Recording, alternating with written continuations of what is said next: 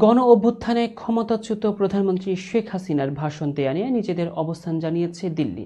শুক্রবার বাংলাদেশের ভারপ্রাপ্ত হাইকমিশনারের তলব নিয়ে গণমাধ্যমের এক প্রশ্নের জবাবে ভারতের পররাষ্ট্র মন্ত্রণালয়ের মুখপাত্র রণধীর জসওয়াল দেশটির অবস্থান ব্যাখ্যা করেন।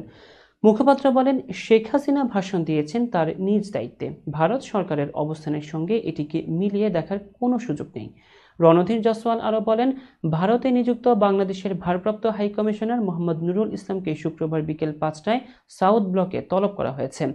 এটা জানানো হয়েছে যে ভারত বাংলাদেশের সঙ্গে একটি ইতিবাচক, গঠনমূলক এবং পারস্পরিকভাবে উপকারী সম্পর্ক চায়, যা সাম্প্রতিক উচ্চ পর্যায়ের বৈঠকে বেশ কয়েকবার তা পুনরাবৃত্ত করা হয়েছে।